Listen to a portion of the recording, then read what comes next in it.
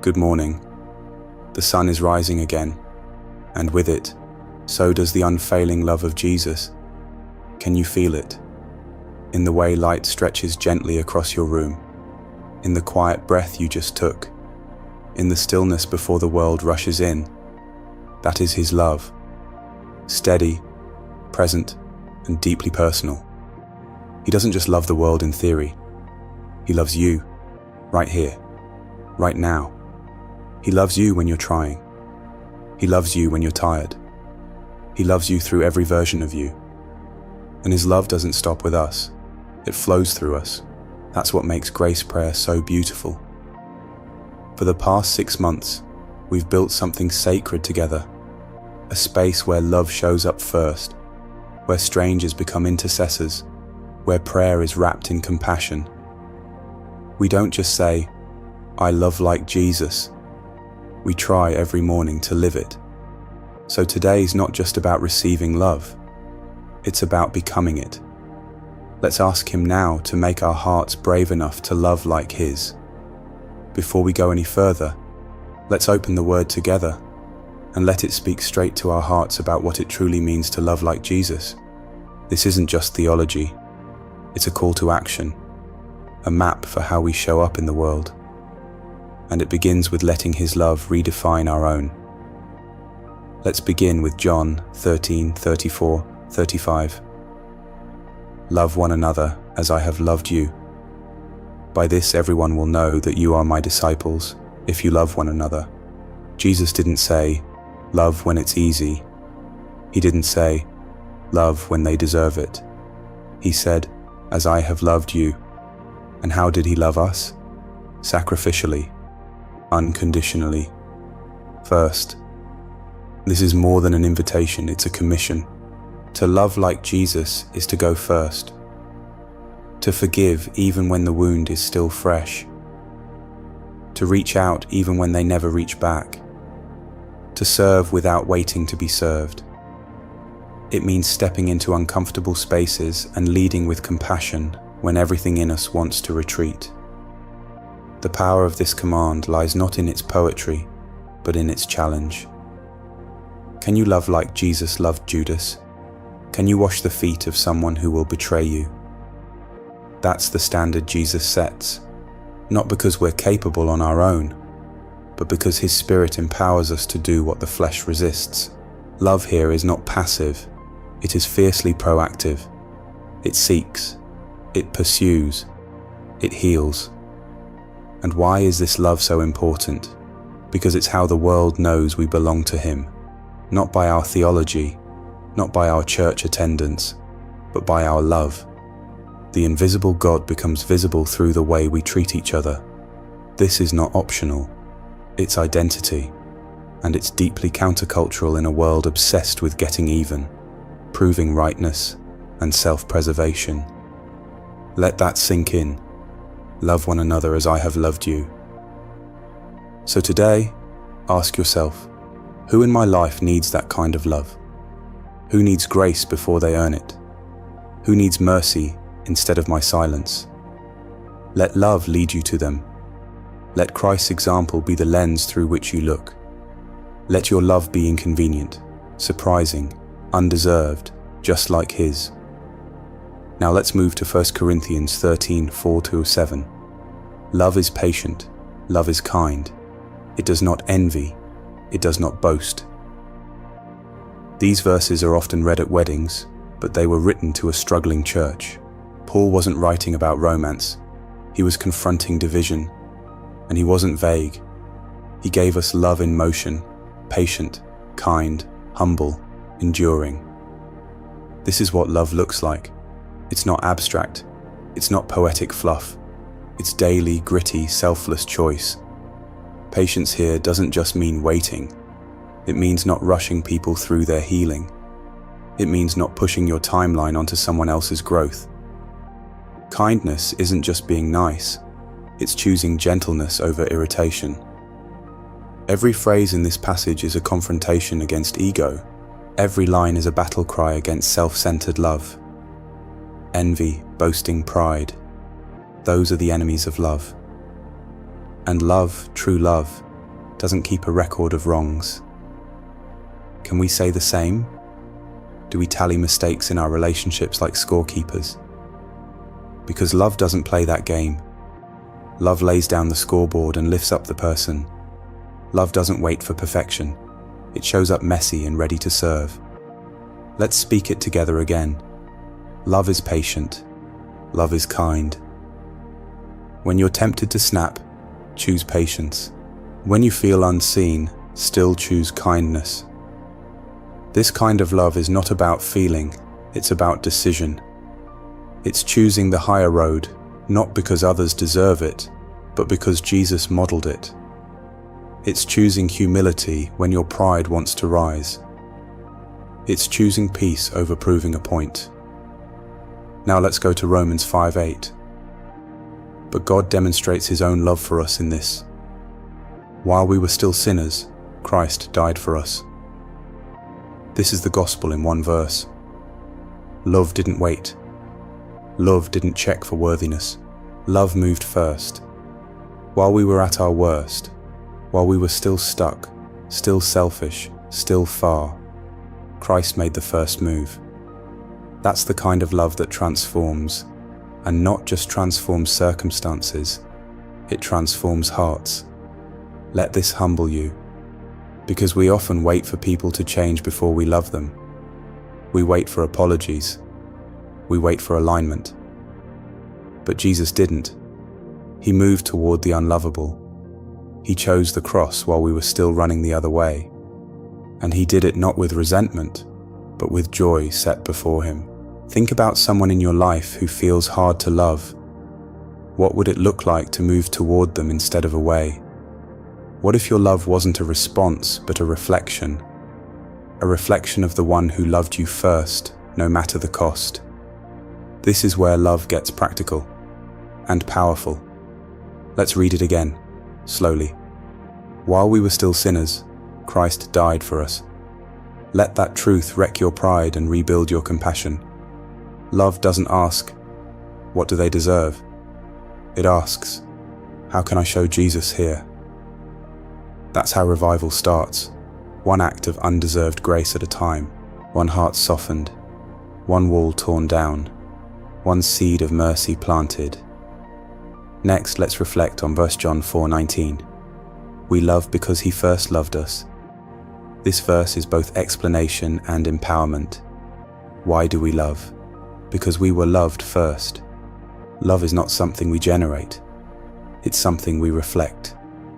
We are moons to his sun. We shine because he shines on us. And in a dark world, even a sliver of that love makes a difference. This also means we don't have to strive to manufacture love. We simply need to stay close to the source. The more you sit in God's presence, the more your heart starts to beat like his. His love doesn't just fill us, it flows through us. It's not meant to stop at us, it's meant to move. And this is crucial when you feel empty. Because you will. There will be days you feel too tired, too angry, too human to love well. But his love is never in short supply. It's not about your reservoir, it's about your connection. If you're dry, it's not because the river stopped, it's because you drifted from the well. Let it echo again. We love because he first loved us.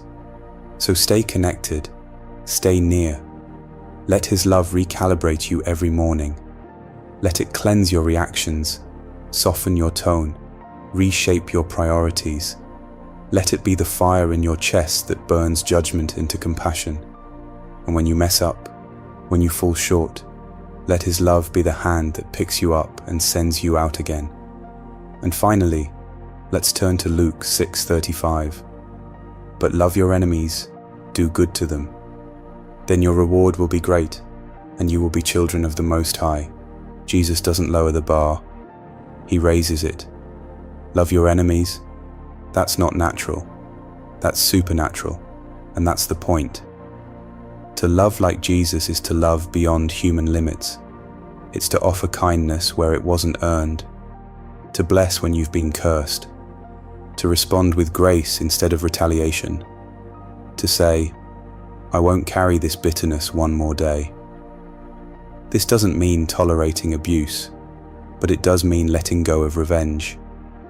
It means refusing to let bitterness rot your spirit. It means trusting that justice is God's and love is yours to give.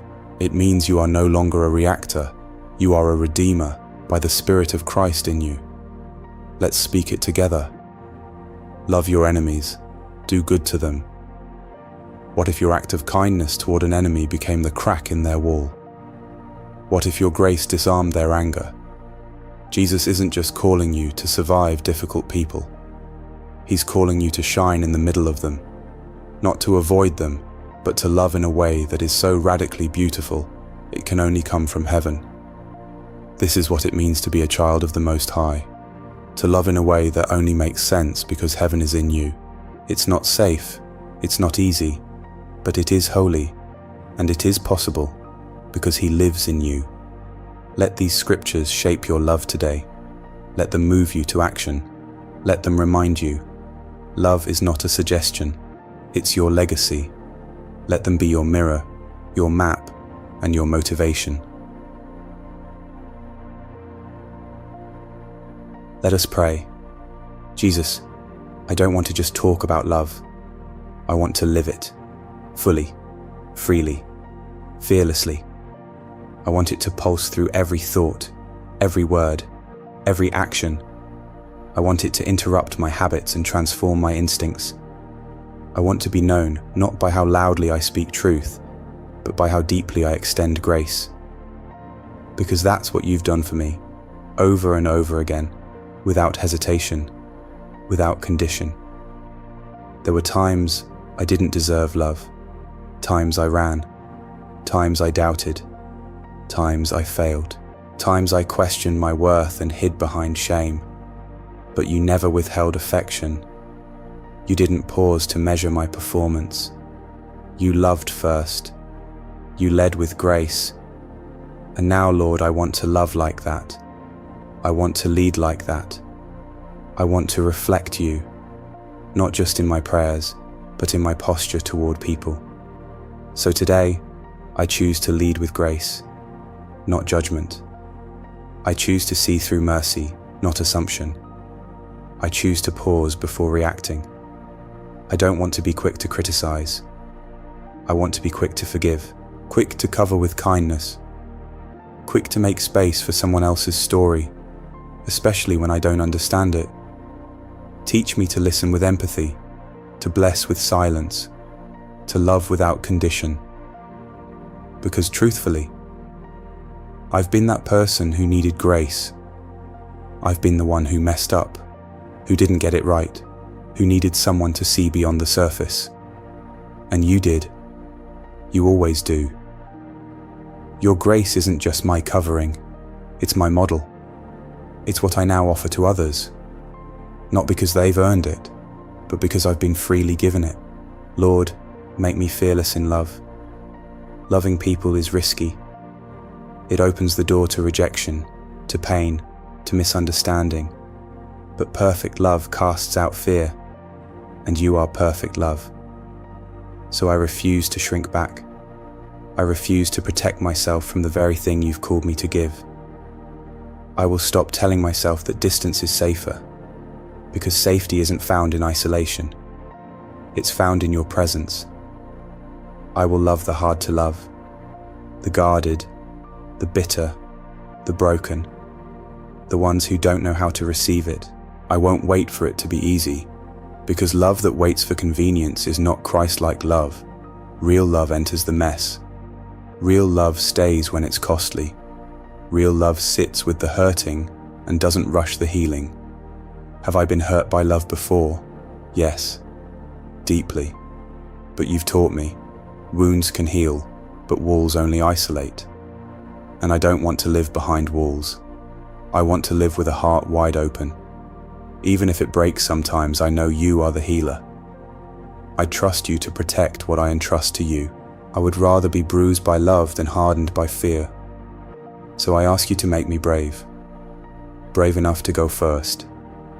To apologize first. To forgive first. to reach out first.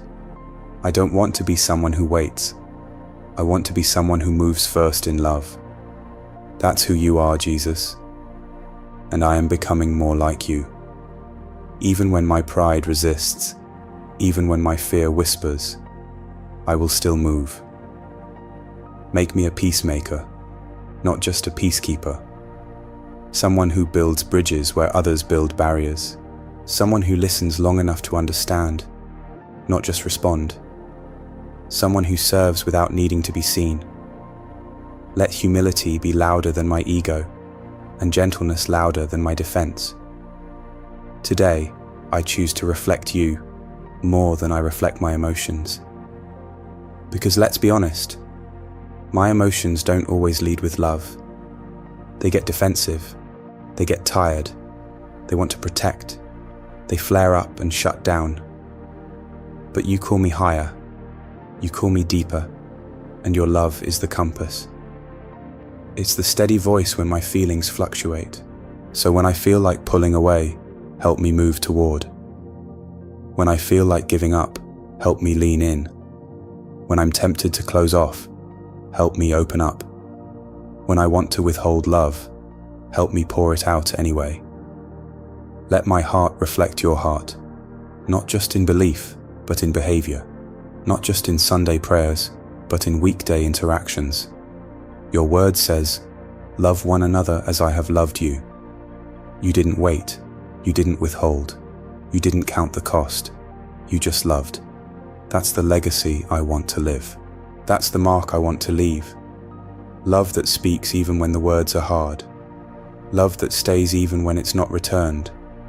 Love that heals even when it's been wounded.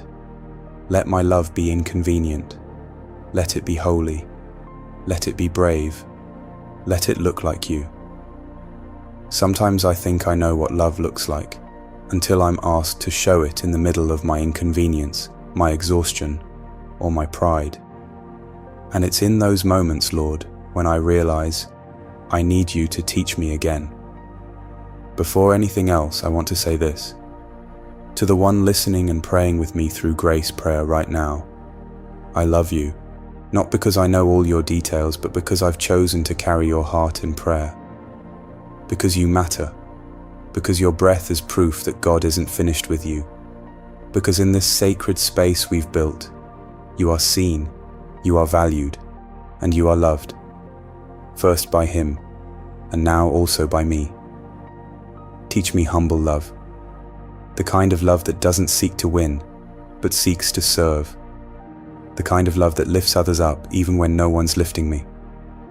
I lay down pride today, not because I feel small, but because I know who I am in you. When my identity is secure in you, I don't have to dominate. I don't have to prove. I can just love, and that's freedom. True love is costly. It takes time. It takes energy. It takes courage. And yes, it can feel unfair. But you've shown me that what is costly is often the most Christ-like. You didn't love from a distance. You came close. You stepped into my mess, and you never made me earn it. Jesus, make my love that holy. Make it resilient. Make it deep. And Lord, let my love be healing, not just pleasant or polite, but powerful. I want to carry healing in how I treat people, in my tone, in my silence, in my presence. I want my words to be soft enough to comfort, but strong enough to lift. Because people are hurting, and sometimes what they need isn't advice, it's love that holds space. How many wounds could be softened if we just listened more? How many relationships could be mended if we were brave enough to go first in love? Help me stop waiting to be understood and start choosing to understand. I expect that love can change what anger never could. Love is not just an emotion, it's a revolution, one heart at a time. And I know, Jesus, that love must move. It cannot remain an idea. It must become action. You didn't just say you loved us, you proved it. You moved toward us. You laid down your life. And now you're asking me to do the same, not on a cross, but in daily decisions. So I will love not just with words, but with deeds. I choose compassion over comfort. I choose to be present over being distracted. I choose to be loving over being right. Because at the end of the day, my opinions don't heal, but your love does. My arguments don't transform, but your compassion can. It's so tempting to withhold love until I feel it. But today, I choose to become it. I don't want to just carry love. I want to become love. Let my life be a reflection of yours. Let my home be a sanctuary. Let my workplace be softer because I was there. Let strangers feel dignity when they're near me. Let the unseen feel seen. This is not easy, it's holy, and I need you to walk with me through it. Help me show up to every room, every person, every moment as a carrier of holy love. And when I get it wrong, and I will, pull me back. Remind me, love isn't about being flawless, it's about being faithful. So let my love be humble, let it be healing, let it be alive. In your name, amen. Coming out of prayer, my heart always feels softer, like it's been rewired just a little more into the shape of Jesus. But what do I do with that softness now? How do I live it out when I leave this moment? Let's reflect together. Who do you find hardest to love? Pause. Don't rush past this. Let a face or a name rise to the surface. Maybe it's someone who's wounded you, someone whose values clash with yours, or someone who simply drains your energy every time they enter the room. Whoever it is, what would Jesus do with them? He wouldn't avoid them. He wouldn't gossip about them. He wouldn't wait for them to come around. Jesus would move toward them. He would prepare a table in their presence. He would love with clarity, not compromise, but he'd still love first. This kind of love is bold, brave, counterintuitive, and completely Christ-like. So what does that mean for you today? What does going first in love look like in your real life right now? Maybe it's letting go of an old grudge. Maybe it's responding with gentleness when sarcasm feels more satisfying. Maybe it's not proving a point, but proving that love is stronger than pride. We often think love means we lose, that if we go first, we give the other person power. But the truth is, when you love like Jesus, you never lose. You lead the way into healing. You lead the way into peace. You lead the way into freedom, not just for them, but for yourself. And friend, I know it's not easy, especially when you've been hurt, when you feel unseen, when everything in you wants to self-protect. But I promise you, nothing heals faster than choosing love over fear and grace over ego. So here's your challenge today. Don't wait for the apology. Don't wait for them to go first. Be the one who moves in love. Let Jesus love them through you. Let his compassion speak louder than your comfort zone. And in doing so, you might just see the miracle of a relationship restored, a heart softened, or a soul reminded of its worth. This is what it means to follow him, not just with words, but with a life that loves like his. May your heart today be widened by heaven, soft, brave, and unafraid. May your words carry healing, your silence carry safety, and your hands carry grace. Love doesn't always look loud. Sometimes it looks like a quiet decision to try again, to stay, to forgive, to speak gently, to lead with mercy. May your love today be fearless, not because it's easy, but because it's Christ-like. Don't wait to be loved. Be the one who begins it. And if this prayer has moved your heart, would you take one more step with me? Pray for me too. I'm asking God to heal the tumor in my back completely. I want to continue this work, to show up, to pour out, to be faithful. But I can't do it without grace, and I can't do it without prayer. So would you whisper one now? Lord, consume every trace of that tumor with your healing power. Let Harold rise again in full strength, to love, to pray, to serve,